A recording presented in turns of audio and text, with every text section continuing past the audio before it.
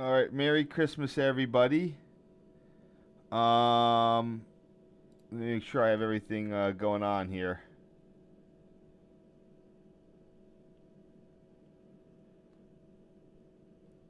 We are gonna be what is it? Checking out. Sorry, this is part 4 of the PRR Main Line thing I'd been working on for the last couple of days. Um, we are going to be finishing things up with CP Hip and whatever else we have in the east end of the PRR Main Line there. So,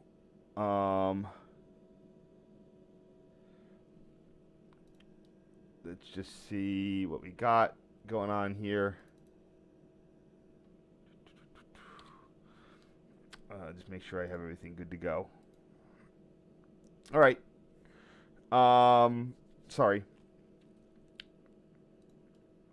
So, like I said, we're starting off at CP Hip. This is for those you forgot, this is located at the east end of the Rockville, or west end of the Rockville Bridge. Just looking up some stuff everywhere. And so I got started out of position here.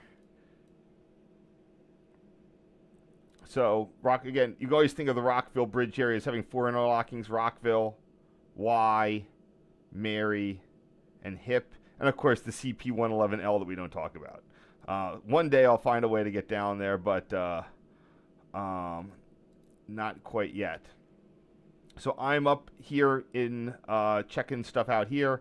I returned in 2017, but I only had the pneumatic. The pneumatics were gone at that point. So here we are showing the Hip relay station with the air plant.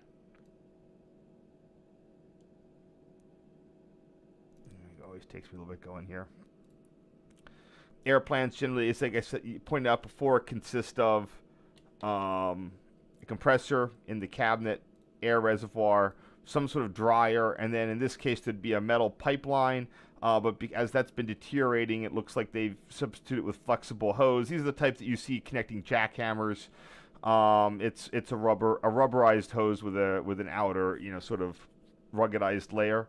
My outpost here, this is the Enola branch, is based on the Northern Central, so that would be 73 miles not as the crow flies to Baltimore via York. This would follow the Susquehanna near what it would become the Port Road, and then turn inland to go down to York, and then via the rest of Baltimore's stuff.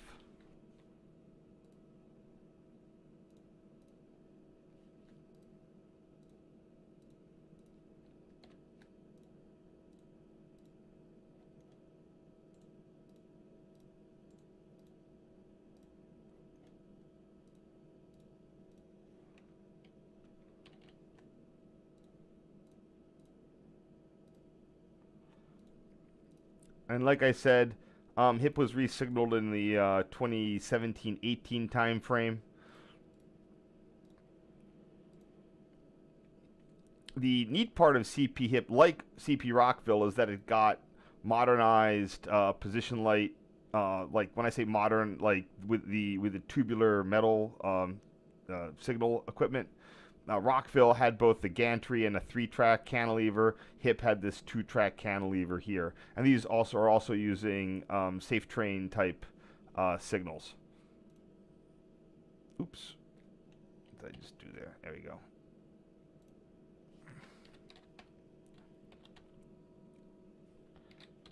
I was able to get full pictures of these in 2017, but the switches had already been altered.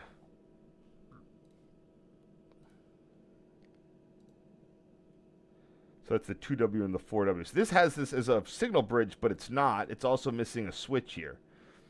This is the date from 1995, so I don't know why. It's always interesting when the official diagrams are wrong.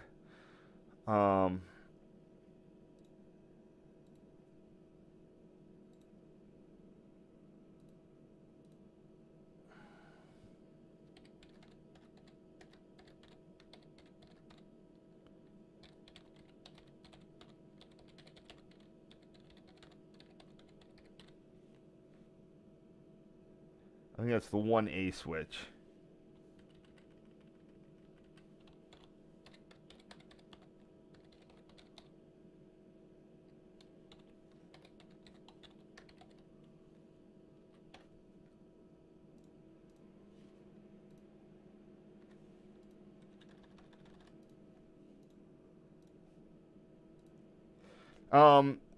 Something is up. I don't know whatever has happened to the airline here, but it looks like we have this interesting little tap of it.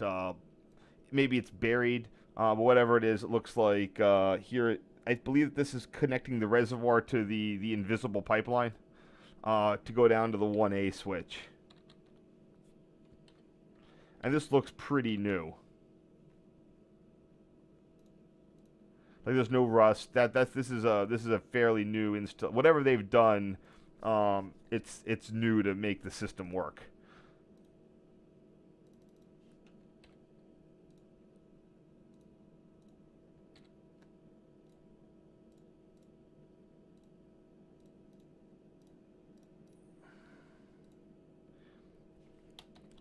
And here we have the rear of the CP hip cantilevers.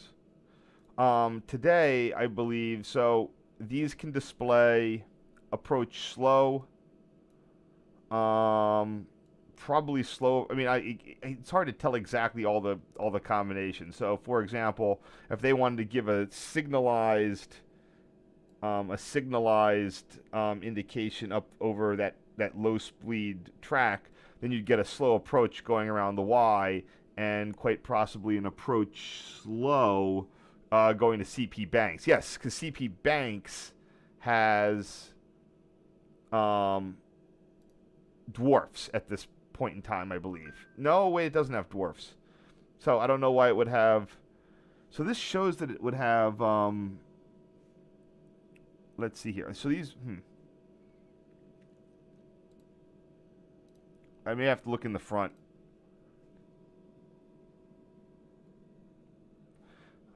The main thing is that with the PTC era, NS doesn't tend to do what I call signal aspect control for speeds.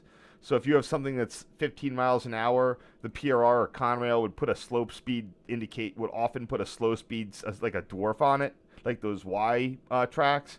Now you'll just get a clear. You need to obey the timetable, but whatever PTC thing you have is going to be what's doing it for you.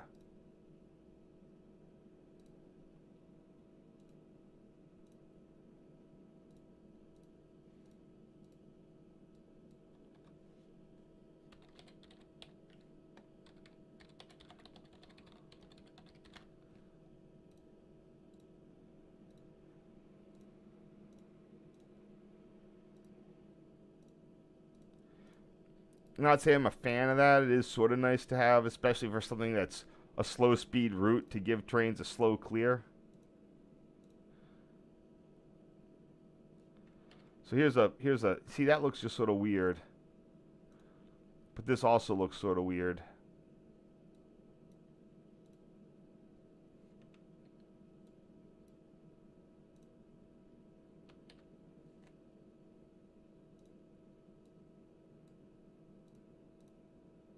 Nah, I'll keep it like this. It still doesn't look great.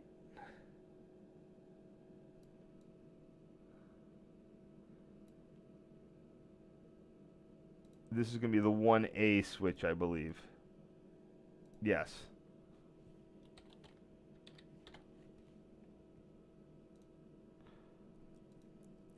I need to learn. Eventually I learned not to take this angle, but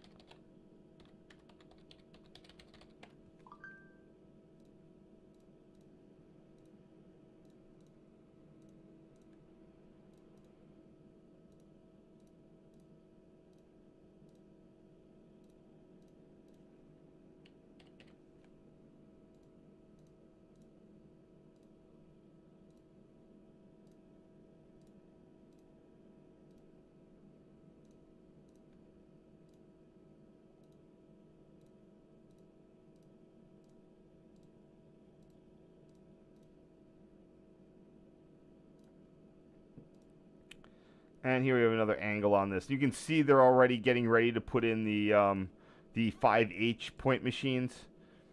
That's some sort of cable for it. Maybe the power cable. But these were not long for this world. They've already mapped out. See this red line there? I think that's the underground where the airline is buried. Underneath that red mark there. Yeah, the air switches, well, I mean, I love them to death. They make great noises. They have a bunch of advantages, but the cost just can't be sustained, especially, you know, they need way more care and feeding despite that just don't make the advantages worth it anymore.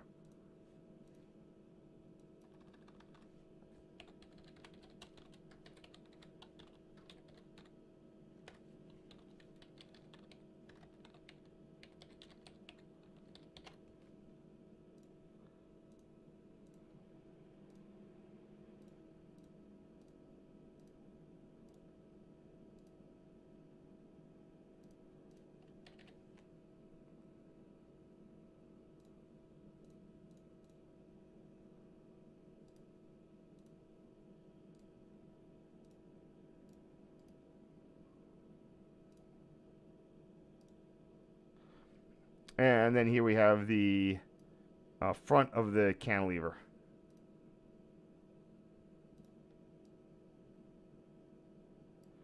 It's definitely a nice area for the fall. You can see with all the foliage here.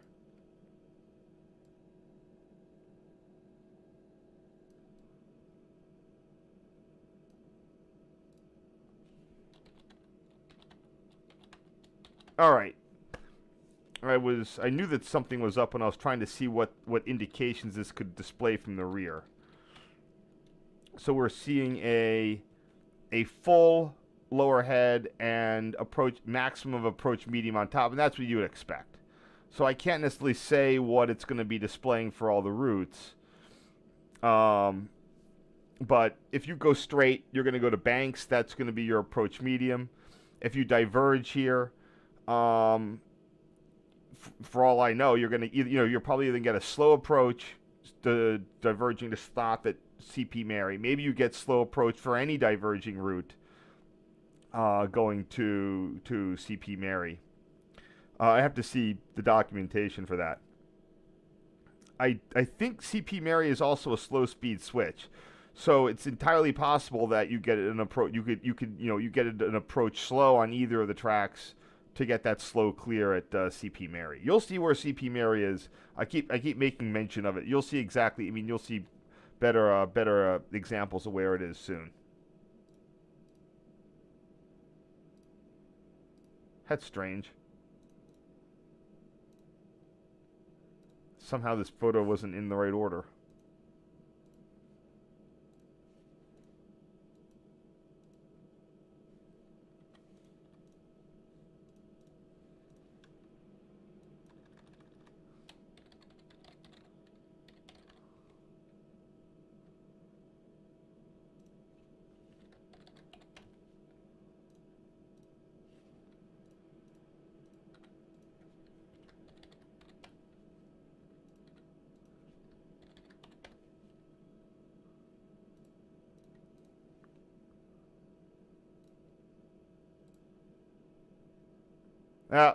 See, that's the crash I was talking about.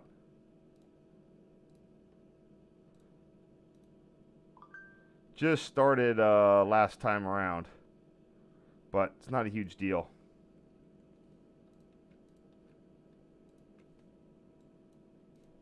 Usually it doesn't happen for a while.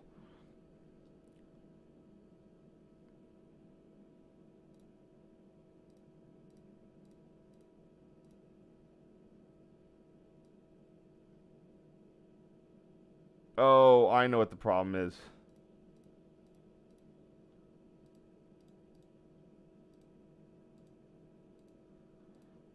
That actually reminded me that I had another issue going on here.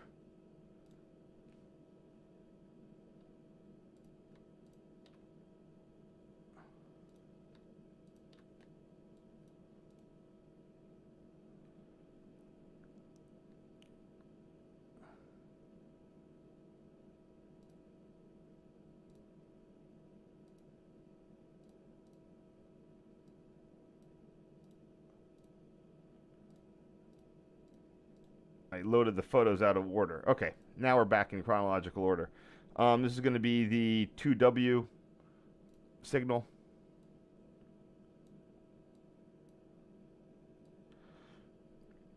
Conrail was really cooking when they were putting position lights on these tubular masts. And CSX with those very few B&O CPLs that were on the modern equipment. Oh man, they were the best. With these not far behind, and it's a dang shame that we did not, like, that the FRA didn't have some committee that standardized on one of the position light, like the B&O standard or something. In that late period.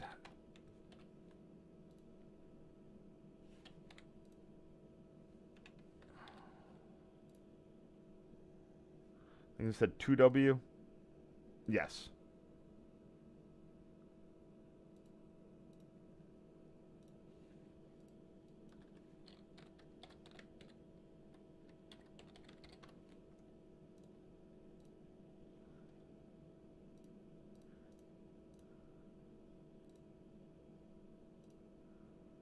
This would be the 4W.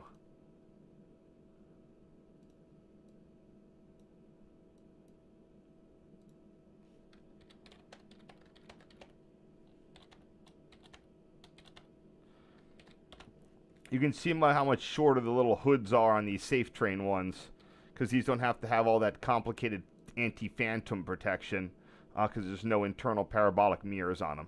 Also interesting are the how many screws you need.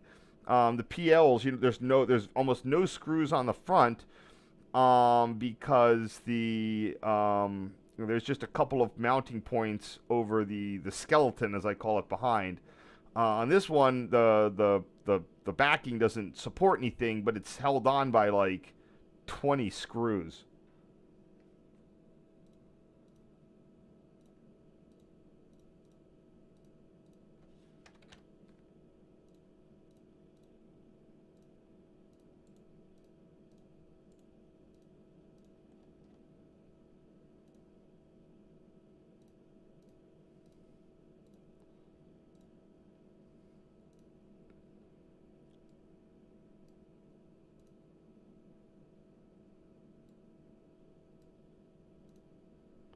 Here we have the full cantilever arm. Of course, NS loves cantilevers, so this was replaced by another cantilever arm with signals that can display approach slow, or whatever they have. They have three. It's a three-headed monster type of thing. NS can still do yellow over yellow approach slow, so I'm not actually sure what the third head would be. Probably medium approach medium. Medium here, medium at CP Banks.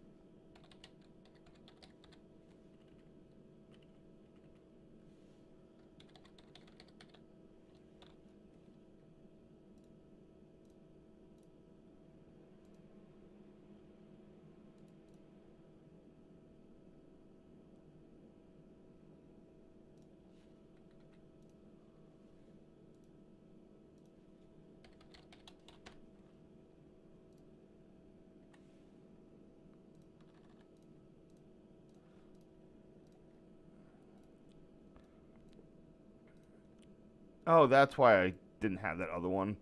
I went with a tall version. I'll keep them both.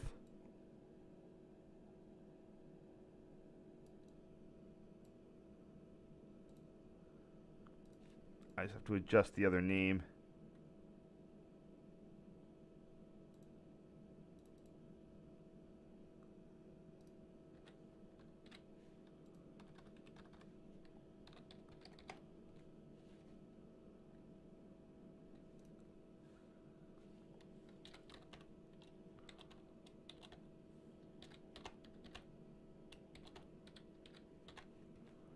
That works.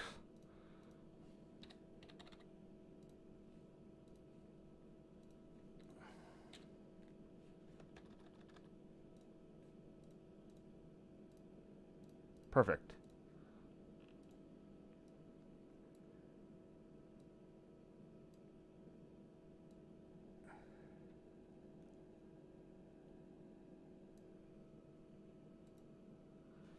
Here we have an outside view of the 1A pneumatic point machine here.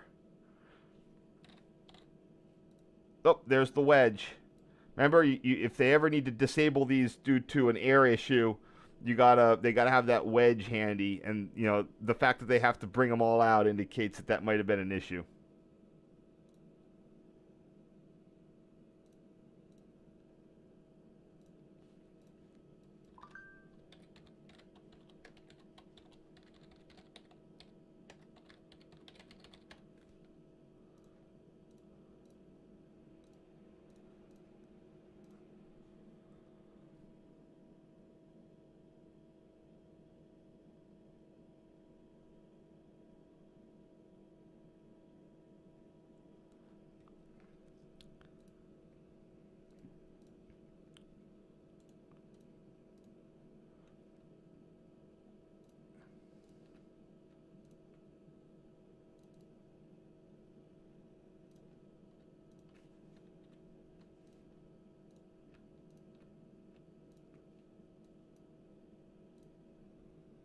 Let's see what we got here.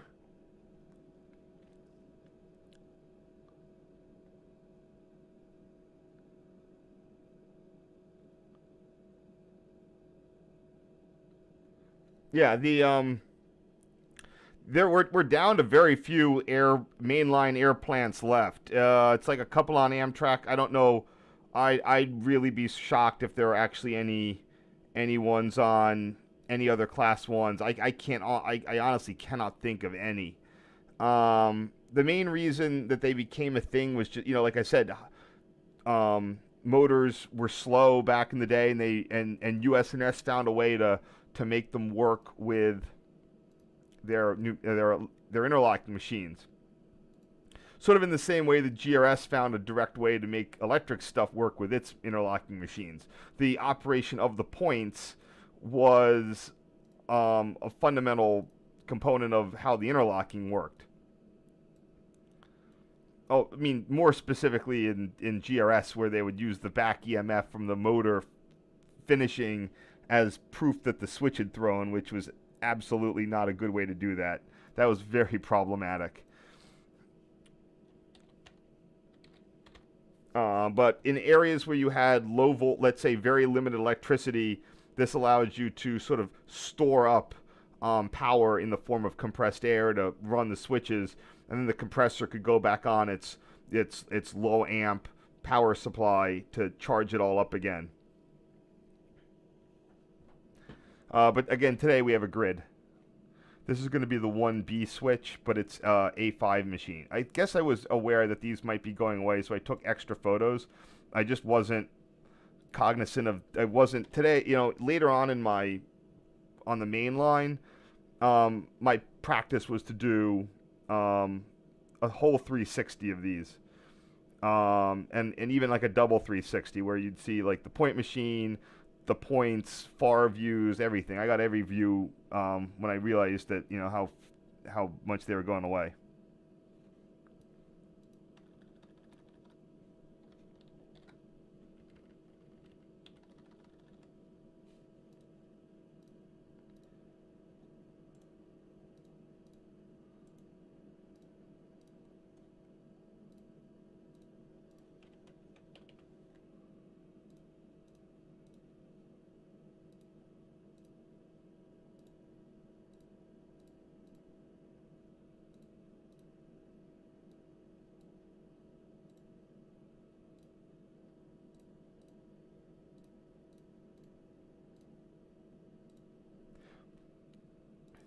So here we have the East End airline and the 3 switch here.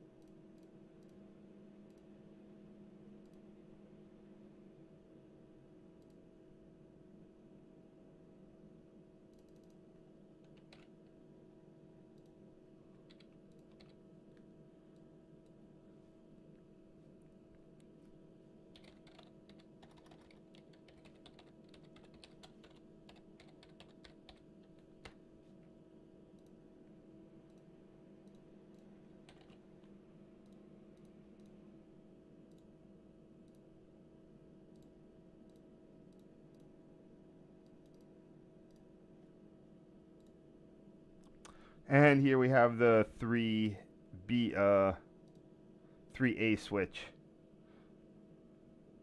Oh, there's the wedge right down there at the corner. And another one, so there's 2 wedges.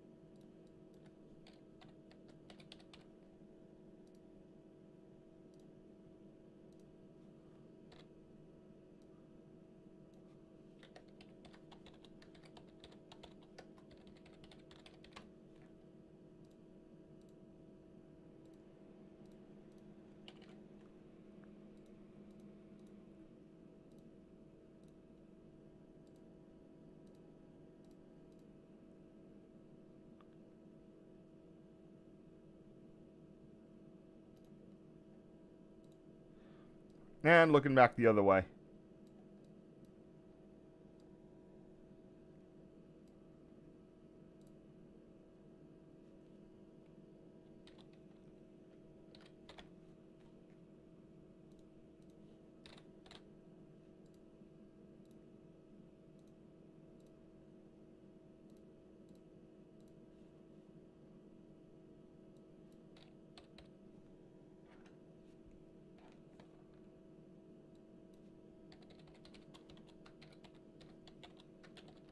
The green thing, I think, is the new cable for the 5H, the GRS 5Hs that came after that.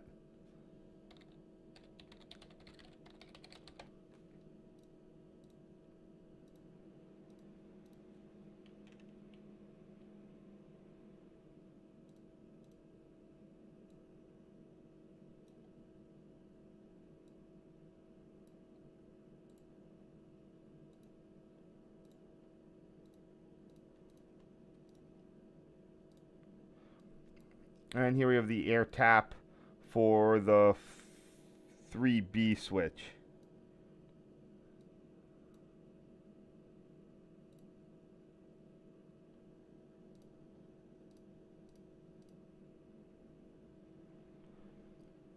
This might have been where you'd have an engine tap back in the day, but they don't really have those anymore. I've only ever found one engine tap. An engine tap was a thing that the PRR would have at major interlockings, where a locomotive could pump up the air, could supply air to a pneumatic point to the airline to work the points in case of some sort of power failure.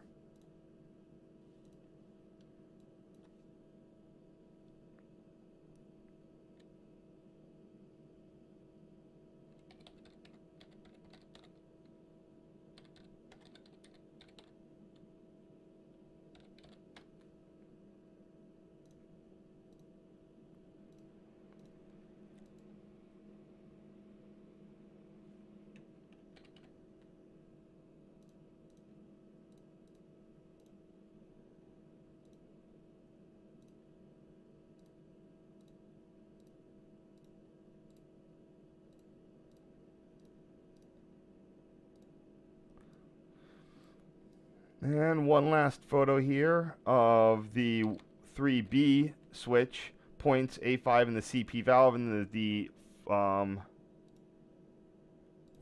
dwarf.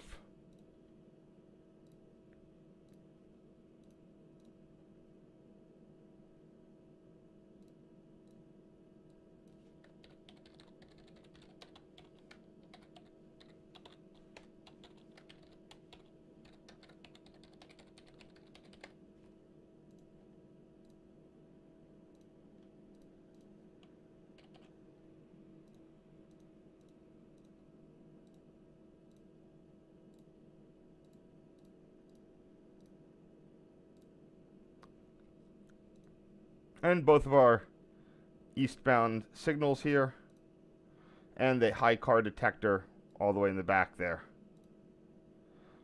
I'm not sure if that high car detector is for going into NOLA yard or out of a NOLA yard. I assume out of.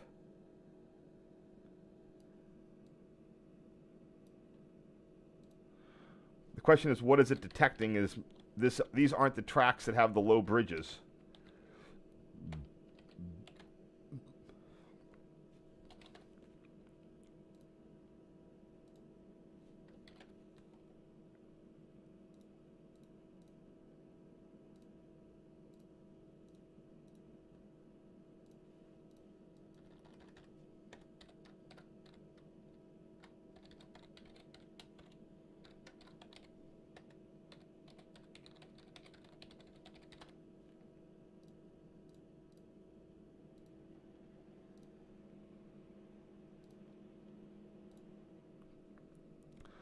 So here's the signal at CP Mary.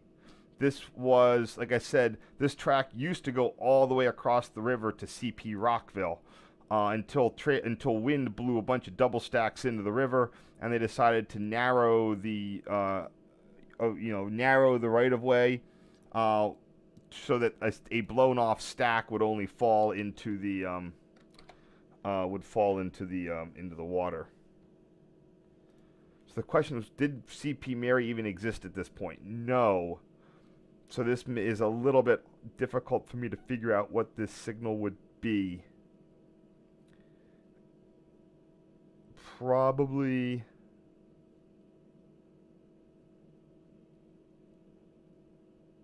the 2E-2.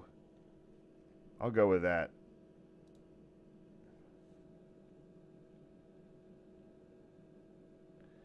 So modern switches are almost all dual control. So in case of a failure, you can still operate them by hand. The more pressing problem with an air switch is that it's entirely possible that at certain...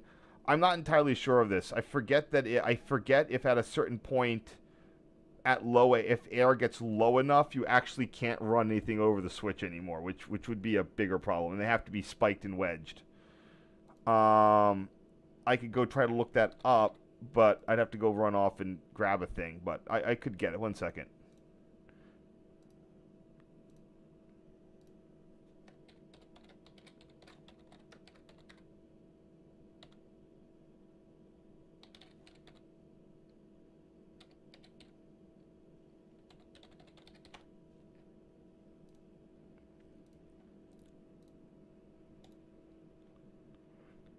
I think that there was a cork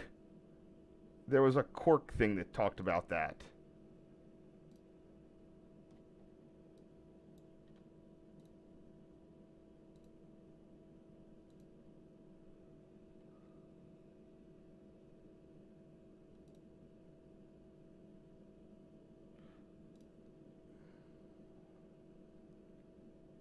There might have been a sign.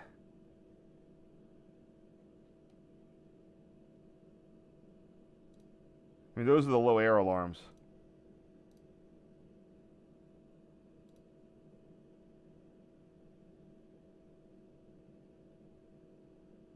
Just checking, because this is the one I have available.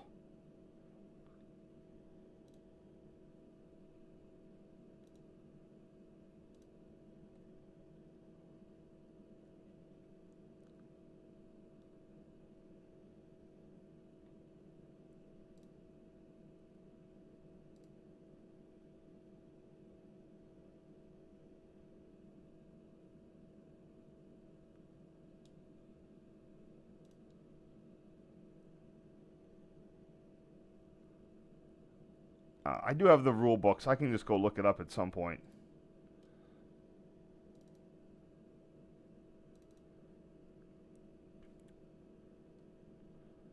So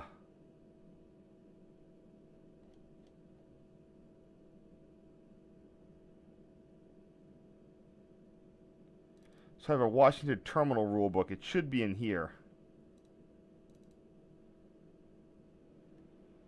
Oh, that's the diagram. I thought that was the rule book. Oh, this is a way easier diagram to use than the one I've been using. Oh, I should just use this one. That's fair.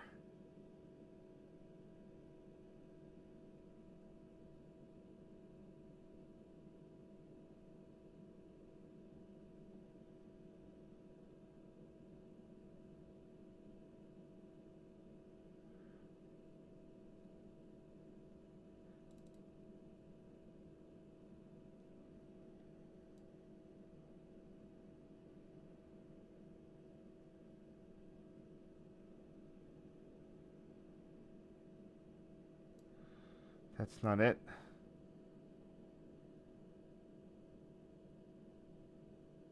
Oh, here it is, the K-Tower manual. It'll be in this.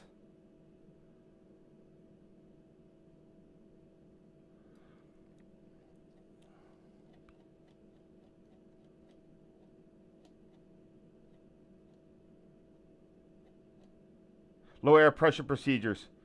Here we go. Following instructions. Initial low air alarm sounds indicating depleted air pressure below 40. As soon as possible, line essential switches for the routes most likely to be used as described. Notify maintainer. Note, interlocking switches are not to be arranged to display a restricting signal when pressure drops below 20. The signaling system will not be affected due to this low air condition. When air pressure is below 20, signals must not be displayed unless maintainers confirm that all switches in the route have been blocked and spiked in the required position. That's why. If the air pressure goes below 20 psi, now it's normally like 90 to 110. You've got to spike and wedge, and that's why that they're such a pain, and why all of the switches have wedges next to them. Yeah, that is quite the problem.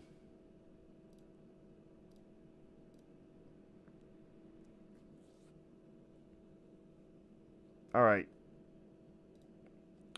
So now we're going to be looking at our Rockville Bridge. This is, by the way, this is right near the Bridge View bed and breakfast. I've never stayed there, but I heard it's really cool. You can drive into the lot and sort of no one jumps out to roust you. But that's right there, and it provides a amazing sort of view of the thing. Let me see if it has any pictures. Yeah, here we go. Here's the view that you get from the Bridge View bed and breakfast. So you just sort of sit there and watch the stuff come over the bridge. And you can, they have, if you bring your paddle boat, you can paddle here. Oh, I should consider that.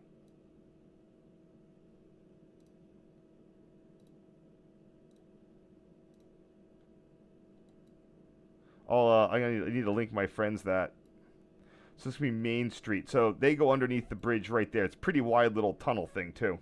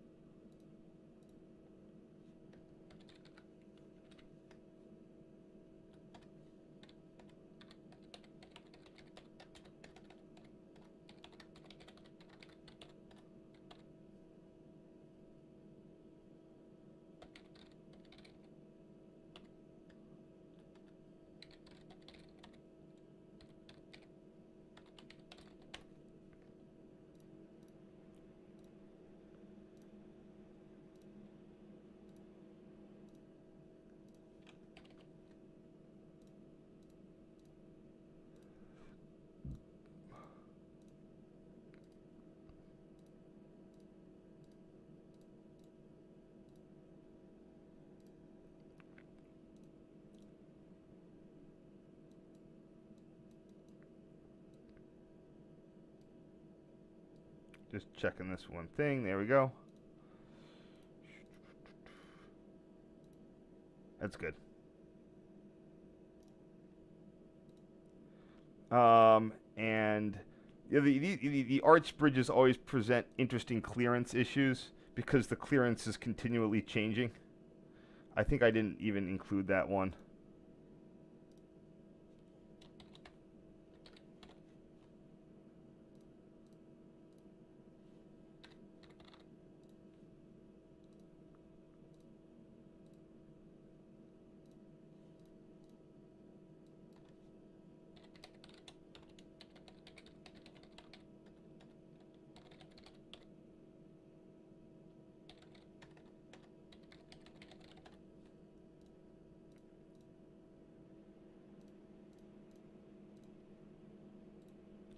And here we have our view along it.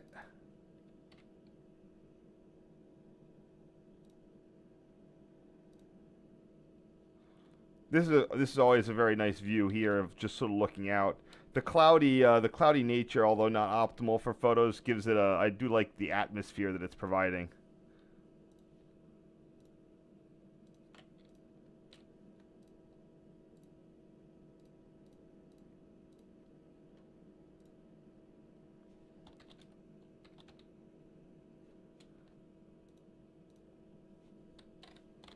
Oops.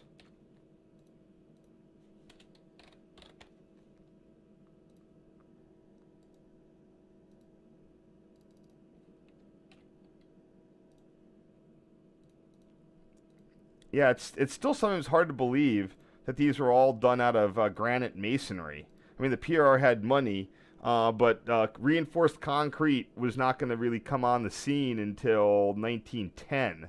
So at this point in time, your options were brick or granite, and the PRR did have a bit of money, so they went with the granite.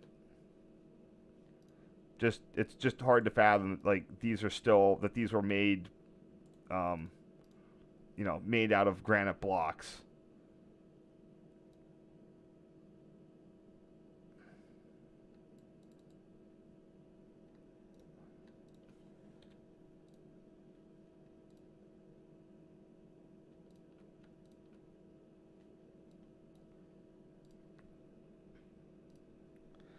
No.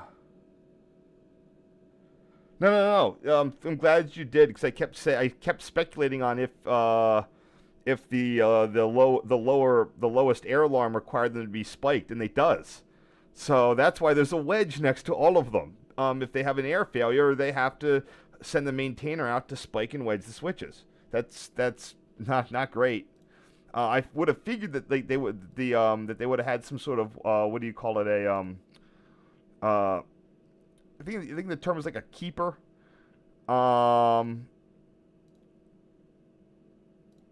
What's that thing? It's like how a horse, when it locks, it's you can sleep standing up. Um, there's a term for that. It means that like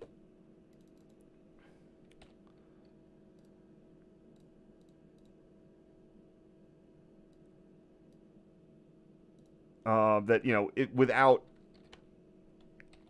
something acting on it in a very specific way. I'm gonna cut this one. I don't need that photo. That's not great. Here we go. This one's better.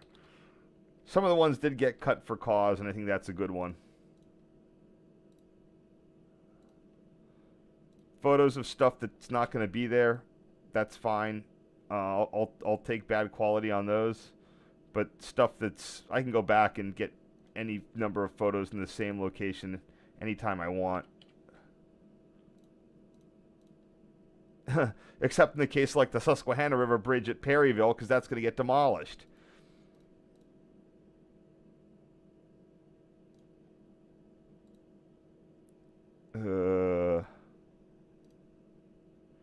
Yeah, I think this is another cut. Oh, that's beautiful. You can see the ice guards on this side.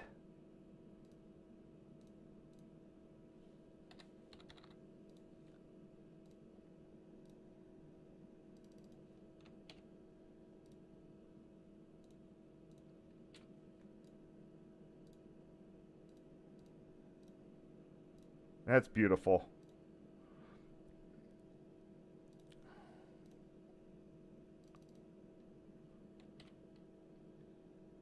Here we have the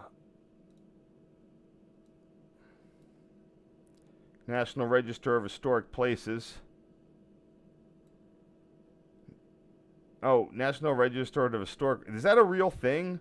Who even runs that? I don't think that's super official. They did allow them to place the plaque though.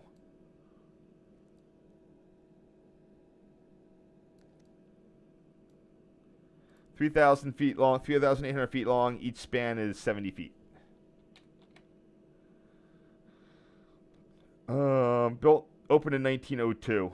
Longest stone arch masonry bridge structure in the world. 2 years to construct.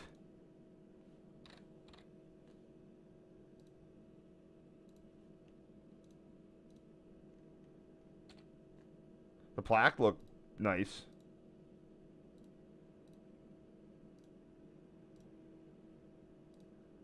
And here's the original builder's plate. Oh, I don't. Here's one that I cut for some reason. I think it's a good one. So this one says built 1900 to 1901. Maybe it took them. It probably took them some time to put the bridge in service.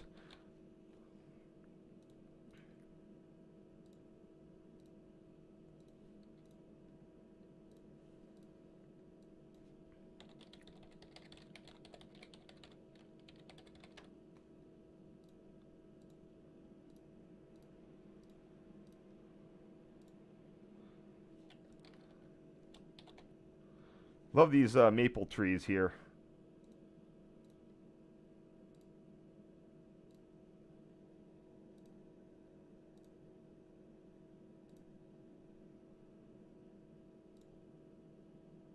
All right, hold on. I did this one in the opposite direction.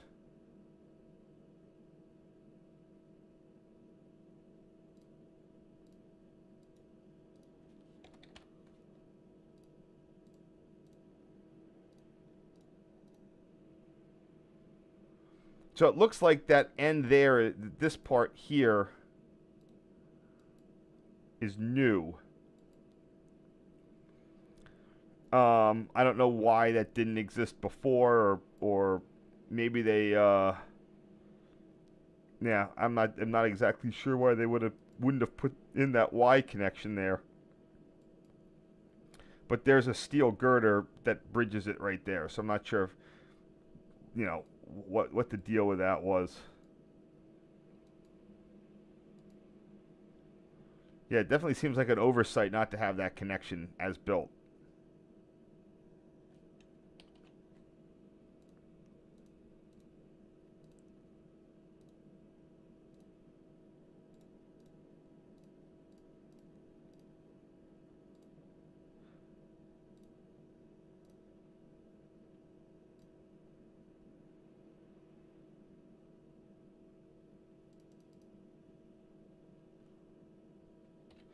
I don't know what sort of pipeline this is. I'm betting this is drainage, but it also looks like it's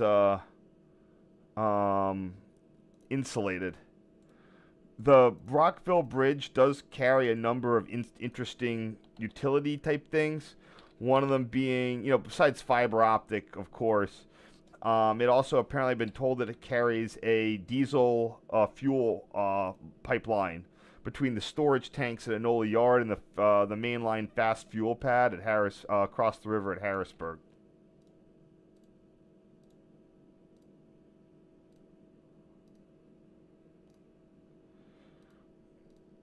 If you're wondering, the Enola storage tanks are here. And if I zoom in, oops, wrong one. If I zoom in enough, these had Conrail things on them until quite late. You could still make out the Conrail load. Yep, there it is. You can still see the Conrail quality underneath the NS. So I've been told that there's a diesel fuel pipeline that runs up over the Rockville Bridge and then down to the Harrisburg fuel pad, which is right here. As you can see, there's no diesel. Oh, they got these guys. Maybe they put those in to avoid the pipeline.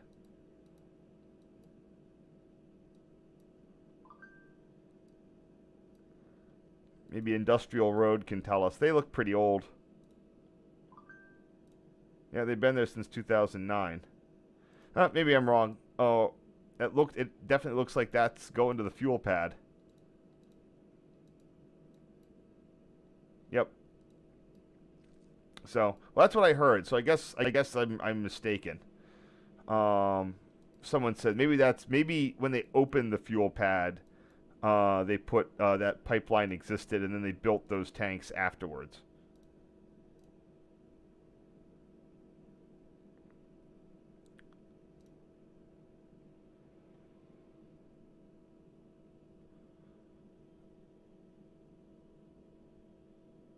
So this is going to be interesting. This is where I look for a pen. So this is going to be NS 3270 and Conrail unit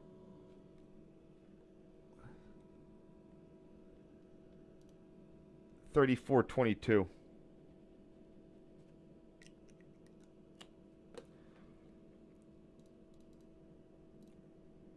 And on the Rockville Bridge, that's going to be the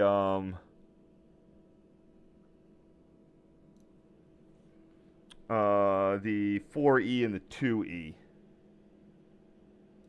So the reason I care is because I'm trying to figure out, I have two similar photos, and I need to differentiate them. And the easy way to do that is I can put one that emphasizes the train and another one that emphasizes the signals.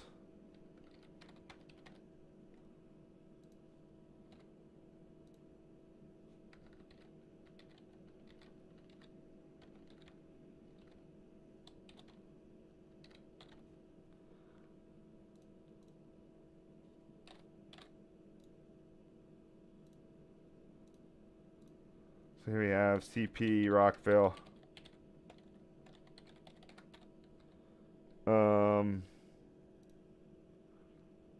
4E and 2E.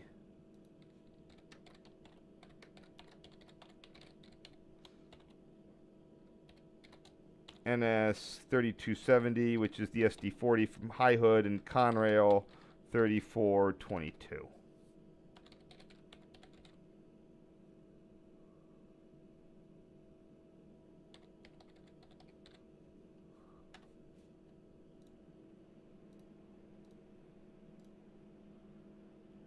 And for the next picture,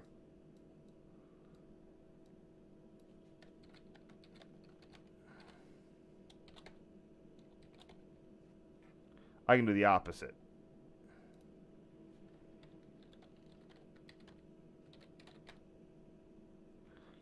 So here's a fun fact. Normally this would require cab signals. Though these this is cab territory, so why is a High Hood Southern SD40 leading, a train here? If it's probably not cab signal equipped.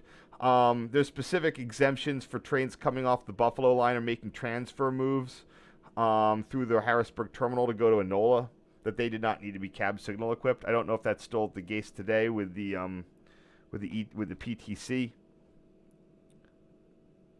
So here I just reverse what I have.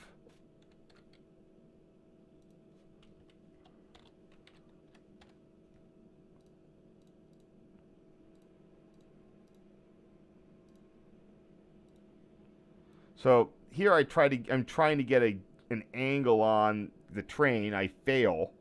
This did not work very well for a photo, but it was the best I sort of felt I could do. I should have tried something else. But you live and learn. You know where you start learning where you can't get good photos. So anyway, this is the signal at CP Mary.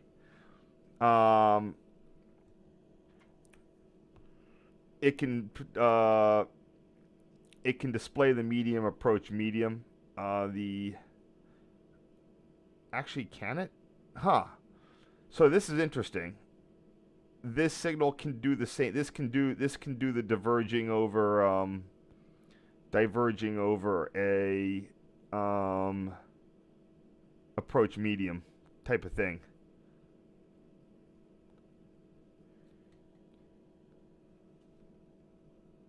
That is usually only done with position lights, but it looks like it can be done here too.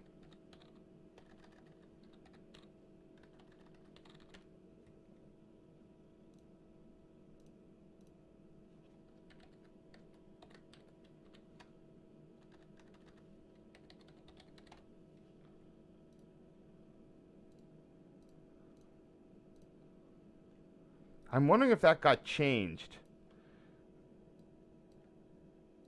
So I realized how little clearance I had, and again, I didn't want, after being honked at earlier in the day, I was a little wary of acting like a dork. So I went down on the embankment a bit, and unfortunately, this is what resulted.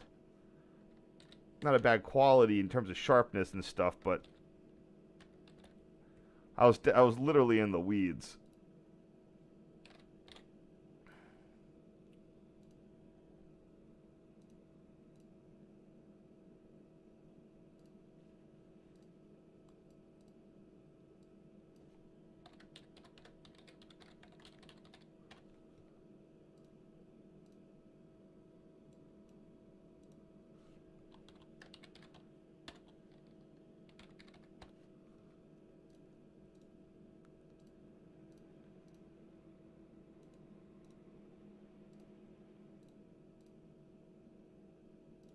Still nice to see the occasional Conrail painted unit in this late date.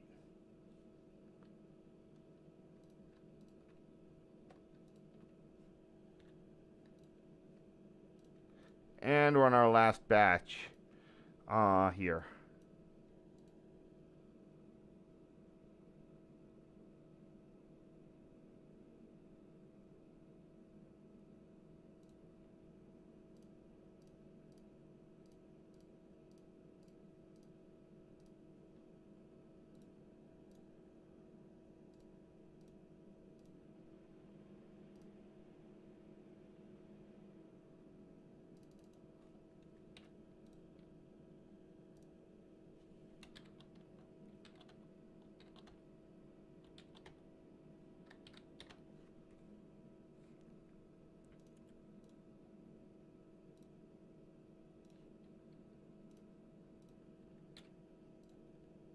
Yeah, definitely not the best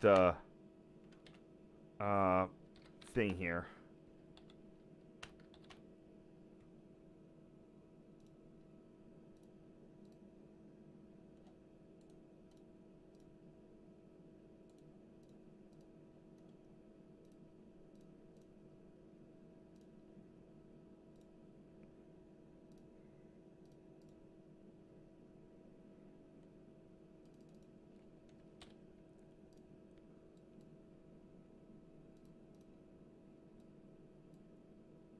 Yeah, I really love that Conrail blue. It's not obnoxious like the CSX blue. I really don't like the CSX blue. Just a very welcoming sort of color. I don't know.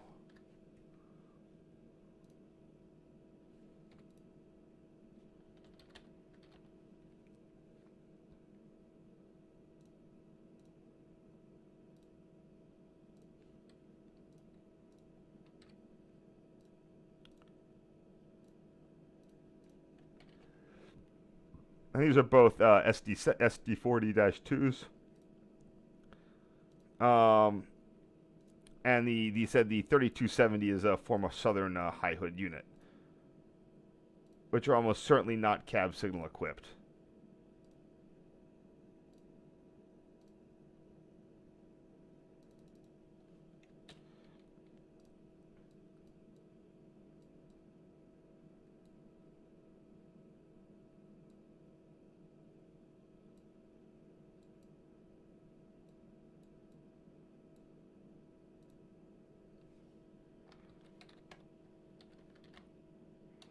So, like, what do I want to capture in this photo? Like, the foliage, not the weeds.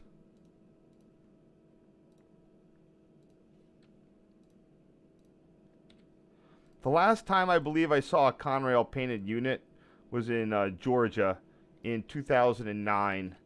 When I'd visit my friend, there was a Conrail unit at the Gainesville, Georgia sort of motor pool that day. And I'm pretty sure that was the last time I can't be, that's the last time I got a photo of one at least.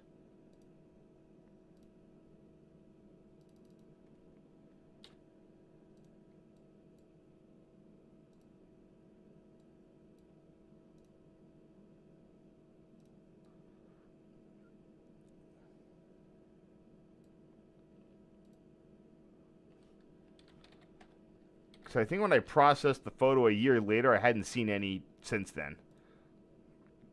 I don't think I got like an official word saying they're like, oh, they've all been repainted.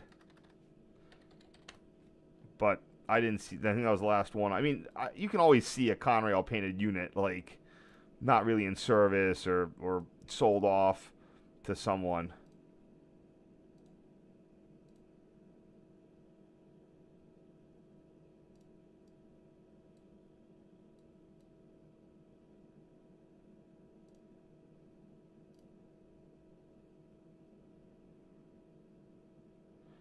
What is that? WIMX 3072.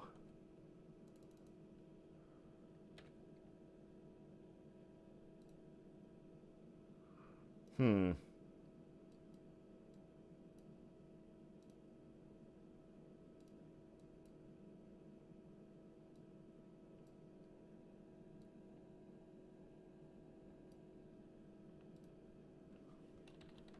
Oh, there's the oil truck there. Question is that delivering home heating oil, or is it going to refuel a locomotive somewhere? Because it's all the same type of stuff.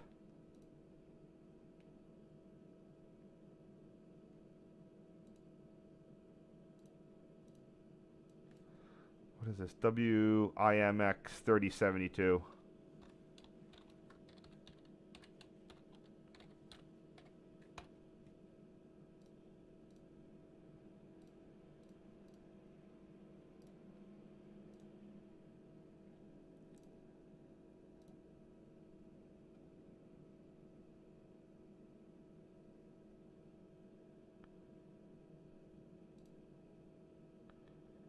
So here's the question.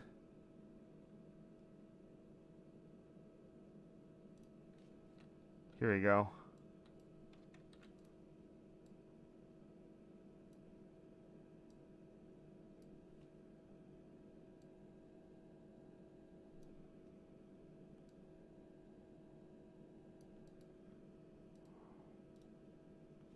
Normally when I have something like hoppers or whatnot, I try to emphasize other things besides the whatever the hell this stuff is.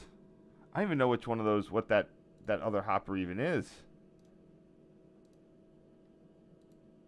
Nope, I'm not. It's not gonna let me know either. 20033. But who the heck is this guy? I can't see the reporting mark. Just the number. 96601.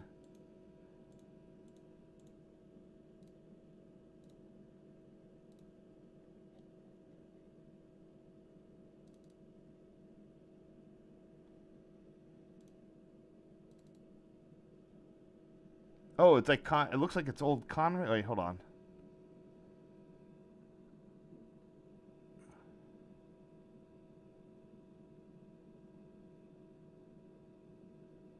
I was gonna say, oh, those are Conrail. Yeah, it's not Conrail ones.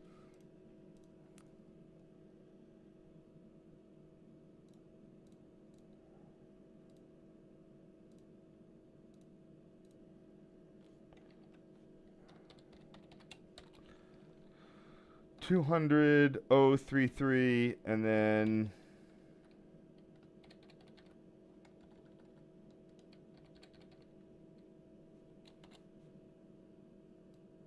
$96,061. Isn't that good enough? I really don't care if I get something wrong with random hoppers.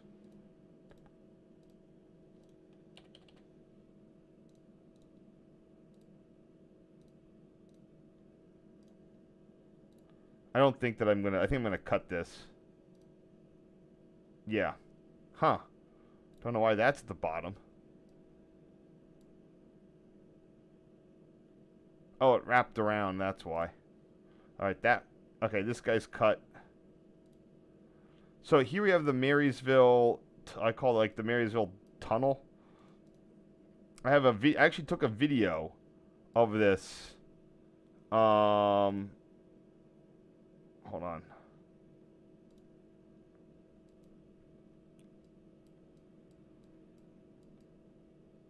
So to escape the Rockville Bridge, there's no way to get just up. You can't just go up to Route 11. You have to do one of two things. One, drive all the way down here.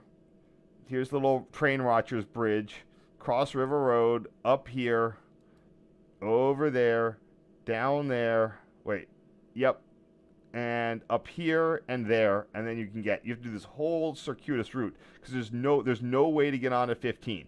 You can't just get onto 15 there. It's ridiculously annoying. It's almost like you should build a little connector right there. The other way is you go north up to Marysville, and there's a tunnel. Main Street goes underneath the bridge. They call it the Marysville Railroad. It's even marked there, and you can see. Yeah, here it is. It's this little claustrophobic tunnel thing here. There it is.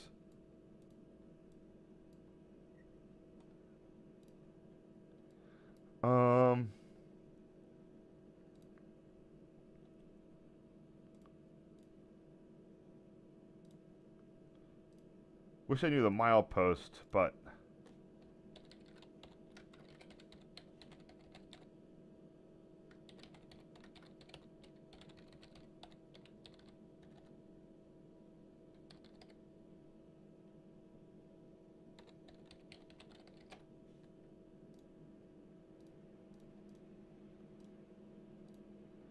and here's a photo of a Nola yard.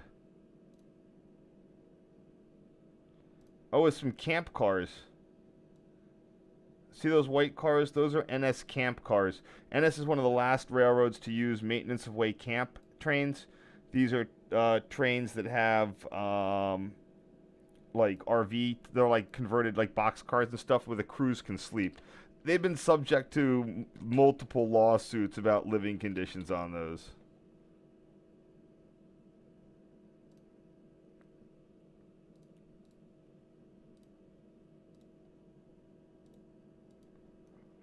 I think that is located right around in here.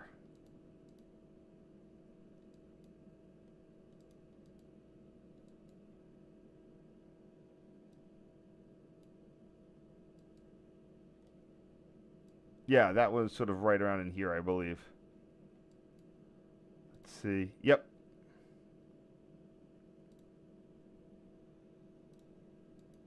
This is the old... Oh, the Nola used to have 2 humps. I might have had both removed, but then one was reinstalled.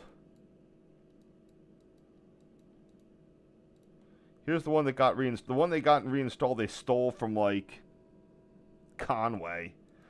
And the other one would have been right here. But...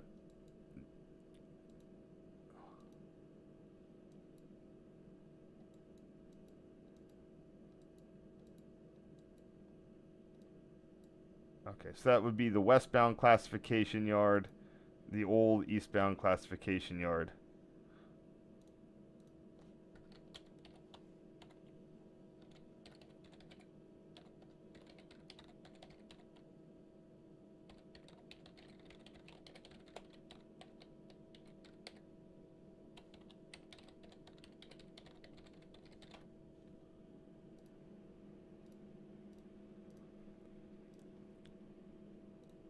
So the one bonus photo I wanted to put on here was the picture of my tree in my backyard.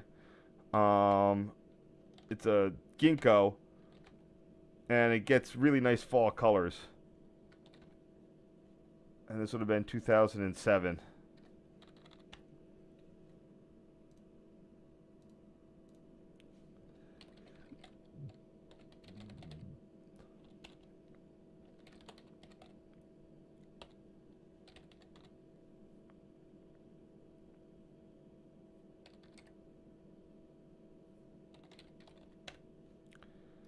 And that's it. And with that, I'm going to wish you all a very Merry Christmas. Do we have any? Well, we got a bunch of questions here.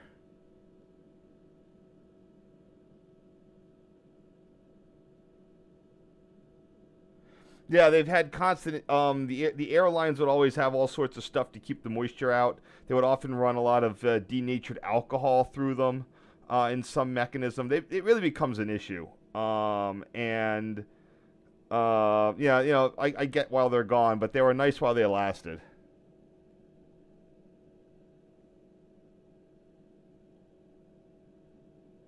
I thought NS was the only one that did, but maybe I could definitely be wrong on that.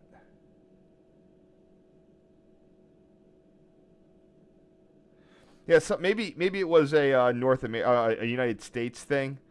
I mean, in Canada, I could definitely see them using camp cars, but in the U.S., somewhere I said that someone was like, NS is the last one who's really wed to the idea. And I've only ever seen NS camp cars. All right, I think, anyway, Merry Christmas. I'm not doing a show tomorrow. I had plans to, but I'm going back early. But I will be back on Saturday night and Sunday night. Remember, my Septimid winter trip is going to be on Monday, Philadelphia, 9 a.m. East Market East. We're going to be having a great fun day. Going to go all day till about 4 o'clock.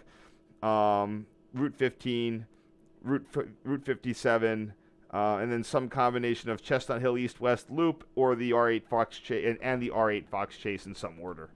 So anyway, have a great day. Hey, we got done pretty well here.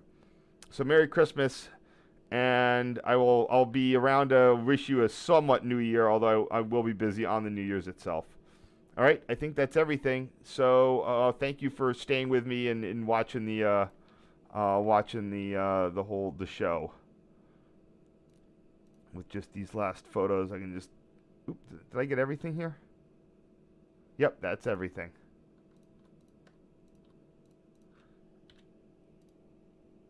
I do have, like I said, I do have some videos, but they are quite, they're on there. If you go on my YouTube, this very YouTube that you're watching right now, you can find these early 2007 videos. Like here's driving through the tunnel.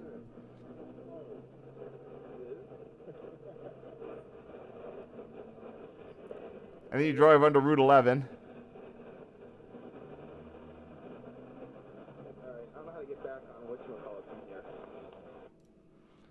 Now, what other videos do I have on this one? Oh, I got the train going by with the the SD40s. Remember, I only had a gig, and these are very expensive size-wise, so my videos clips are very short. And then here we have the slide fence over on the Buffalo line. This is one of the neatest slide. This is one of the more substantial slide fences that exist. They have some more fancy ones out west, but this is definitely built to PRR standards. Big and metal. The Anderson's piano of central Pennsylvania. Okay. I have VLC Player. I like Media Player Classic. VLC Player has weird delays. Alright, I'll see ya.